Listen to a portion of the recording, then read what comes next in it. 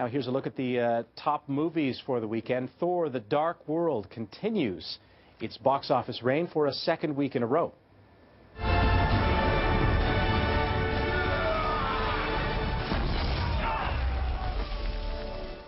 The Disney adventure sequel brought in $38 million.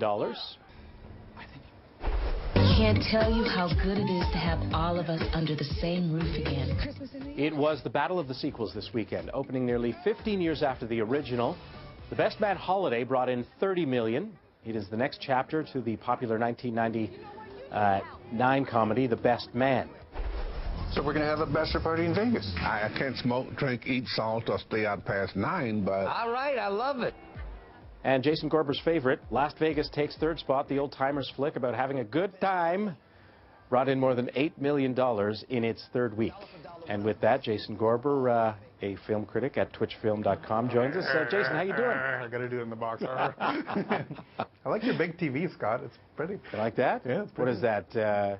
Bob, is that 85? Something like that. 85. All right, we got to talk movies, sorry. Blue is the warmest color. I've read so much about this. New York Times, Globe and Mail, so much discussion about the plot. Right. Here's the deal. Graphic novel, really avant-garde graphic novel about a young woman who discovers basically how to fall in love as an adult. She happens to fall in love with another woman.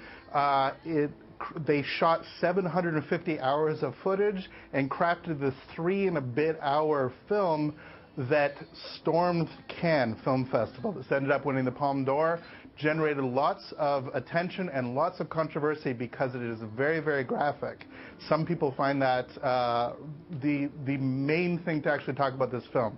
What it is fundamentally is one of these lovely, wonderful, you love them or you hate them, French films. This is as French as a French film as you're going to get. It is so beautifully about relationships and the sort of moments of direct intimacy. And honestly, all the talk about the drama, the actresses not really appreciating the director anymore, all this extra stuff has fueled interest in this film. But at its core, the film is a very compelling, very interesting take. Now, that being said, I saw it at the Toronto International Film Festival, and I liked it a lot. I did not love it. There are some people that this is absolutely their film of the year. It's well worth checking out, but I hesitate to say, forget all the drama surrounding the actual production of the film and go see it for what it is, which is really a very simple, very elegant, though, tale of sort of burgeoning relationships and the complications of those relationships. Do directors usually shoot 750 hours? Yeah, no. So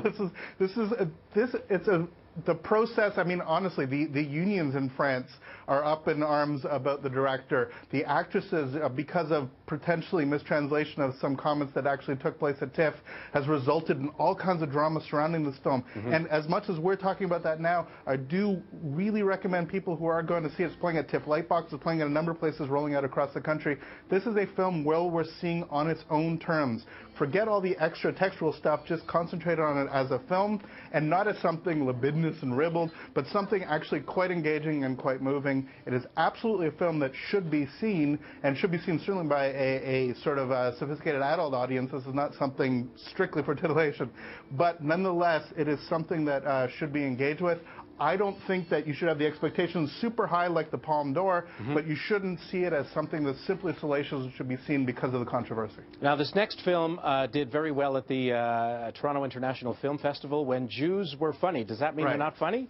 Well, you know, on behalf of all the mishpocha out there, it's all good. So here's a documentary about the old school comedians that were going around, the 40s, 50s. Basically, the thesis of this film by Allan Zweig, who's a very celebrated Toronto documentarian, the thesis is this, that modern American comedy is specifically Jewish comedy, but specifically Lower East Side Jewish comedy, is that the way, the cadence they talk, the Seinfeldisms, everything that we sort of took about as 20th century comedy stems from Jewishness, and now that Jews, for the most part, aren't sort of Eastern European immigrants coming in with nothing, now that they've acclimated sort of to American society, they're less funny. Since the struggle isn't there, The comedy isn't as rich.